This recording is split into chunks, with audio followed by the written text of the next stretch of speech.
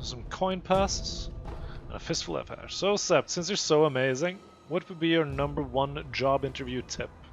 Um, #1 job interview tip. Honestly, it's gonna sound super cliche, but the best job interview tip in the world is to completely be yourself, because you want them to accept you for who you are personality wise, and you want to know whether you fit with them, you know, as a person and as a company. So that's the number one, like, super important. Never ever do anything other than being yourself at a job interview. Um, you know what? You know what? That's actually a very good topic. So we're gonna quit the game right here. We're gonna talk about this for the rest of the stream, since we're approaching the end here. So for job interviews, right? I little bit of background to it. I work as a consultant for IT consultancy company. I work as a UX designer, which means that my projects are shorter than programmers and their projects. So I have to go to a lot more interviews and that sort of thing. I've also worked in recruitment next to my studies while I was studying, so I know a lot about this subject. So, other than being yourself at a job interview, you need to uh, do your homework. Like, you need to research the company, the people you are interviewing with, the job you're interviewing for.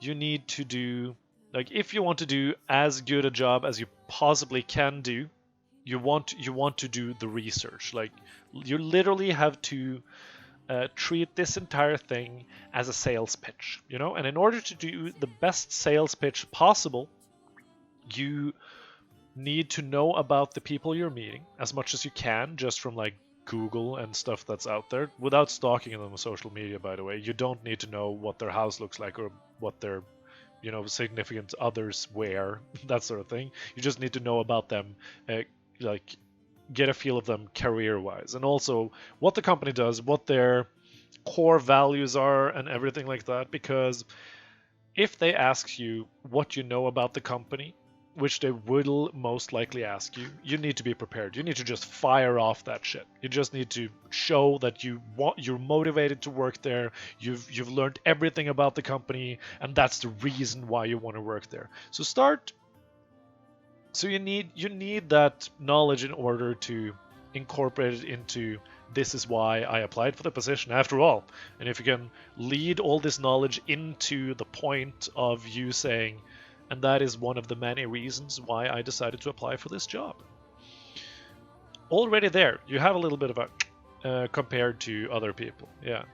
If you can sell yourself personality-wise, you can sell anything. Indeed, Nightfox, indeed. And you are wonderful. Thank you for that follow, and welcome to the Wholesome Order, my friend. Exactly, Miss Fairy Violet. You want the people who have actually done their research. Now, the next thing to think about actually is what sort of questions you need answered by the people you're applying with, if you understand what I mean. Because all the questions about you as a person, how you work, and, like, professional questions, technical questions, all that sort of thing, that's not really something you can prepare for. You've been preparing for that your whole life, so you can't really do extra preparation for that, other than what you've always done up until this point, because that's where personality comes in. But what you want to prepare is stuff that you would really, really like to know. And if you have a list of prepared questions that you want answered by the time you leave the job interview, that will give a great indicator for, once again, for how prepared you are and how much of your homework you actually do, and will also And we'll also assure the people that this is a candidate that not only does their homework, it's also a candidate that has options. They would not ask these questions and be super inquisitive about how the company does this or what the company offers here or anything like that if we were their only option. So even if you only have that one job interview and that's like your one chance this year to get a new job, if you ask the right questions about how it is to work there, how the colleagues are, how the socials are, how everything like that is, you will, subliminally tell them that you have options and you're starting to weigh the options against each other. You don't have to confirm or deny it. Just ask those questions and that'll give you like a little bit of a, and SKS Snowball, thank you for that follow, man. You are wonderful, and welcome to the Wholesome Order. It's lovely to have you. You just rolled back in, mortal. Welcome back. And Alpha Vamp Wolf, you were told that if you're very nervous about an interview, that can change how you act a bit. And then it's great to say that you're nervous. What are your thoughts on that? As I think that shows confidence to be able to do, but it also makes verbal understanding of nerves. That's no problem, Alpha Vamp Wolf. If you're with professionals and especially professional recruiters, or if HR is there, you saying that you're nervous, it's been a while since you were at job interviews, or if you just say, job interviews make me a little bit nervous, I apologize in advance if I seem a little bit, jittery, that's just nice. People appreciate that. I don't see the problem with doing that at all, as both an ex-recruiter and as a consultant.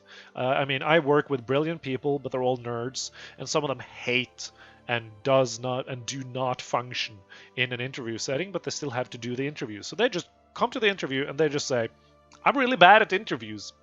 Ask me the questions that you need answered to figure out whether or not I can do the job you need me to do, and I will answer them to the best of my ability. And that's it. They're just putting it out there, laying it out there like a stack of cards. They're just like, this is me, this is how it's going to be.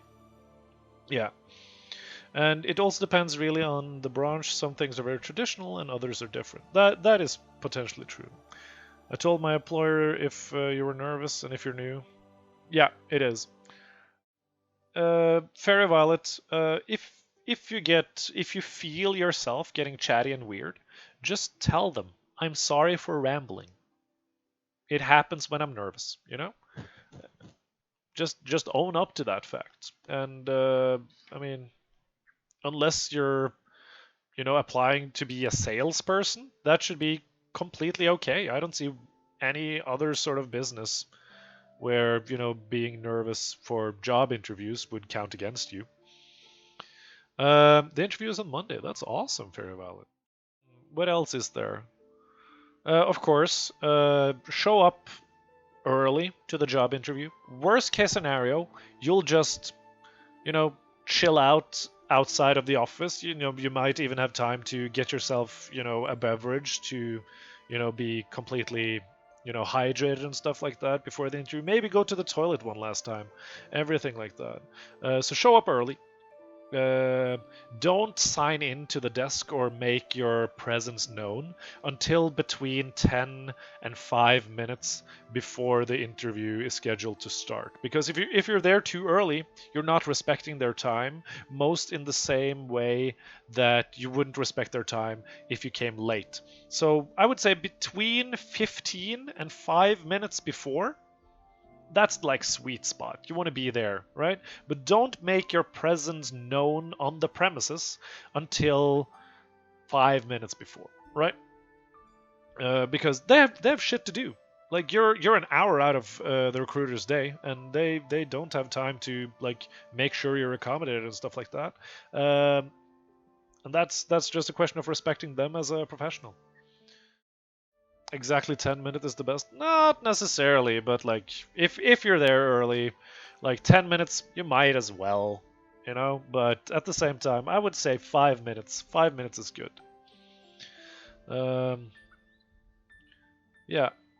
No, indeed, Fairy Violet. And the most important thing to remember for job interviews is the fact that you are at the job interview. There are 90% of the applicants never even made it this far. The 90 other percent of the applicants, their resumes are just, they're in the trash, they're deleted from the systems. They don't, like, the recruiters and the people that are doing the interviews don't even remember their names anymore. Their images, their faces, nothing like that. They're gone. And you are there, and they remember your name, they know your face, and they legitimately have put a certain amount of time away to talk to you. And already there, you've won, right? And after that, it's literally a formality to see who has that little plus 0.5 compared to the other candidates. That's literally what a job interview is. It comes down to recruiter bias, like maybe a technical test if that's how they operate, and just literally how people feel that day. And it can be, yeah, it's completely arbitrary almost at that point.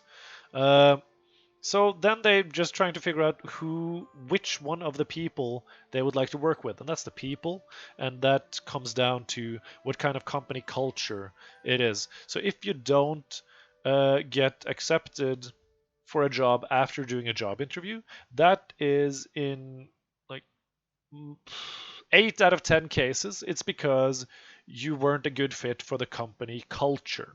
And then they actually saved you a lot of headache by not taking you in, because you would be miserable at that job and quit after a year, and then it would be the entire circus all over again.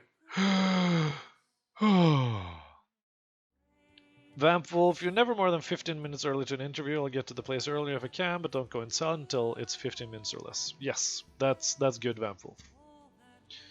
Speech by Sep, so nice, thanks.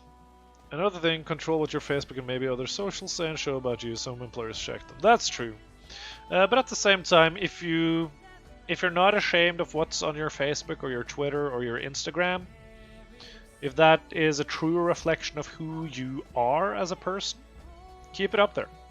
Do you know how suspicious it is if you go to someone's Instagram profile or their Facebook profile, if that Facebook profile is open and there's not a single picture of them being an idiot in their teens?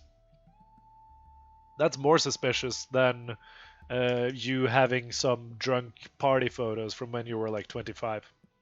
That's actually, like, recruiters are being like, what are they hiding? You know? I'm too childlike still, but they really do know your face. Yeah, Machox, because if you write a good resume, the resume comes with a photo. You want your photo and your name in your resume so that they see your face and they have a name to put to the face. Then they have more of an emotional connection to your resume compared to the other guy who only had their name on it. You know? It can be something as simple as that gets you invited for an interview compared to another person. So yeah. Man, that was a nice, awesome, fun way to end the stream. I like it when people ask me questions about that I can, use my life experience for. You're doing nothing. Everyone's doing nothing, Machox. I'm literally doing nothing, and I'm just getting by. As you get older, Machox, the one thing you'll realize is we're all faking it. It's just the areas we fake it in are different. That's basically what it is.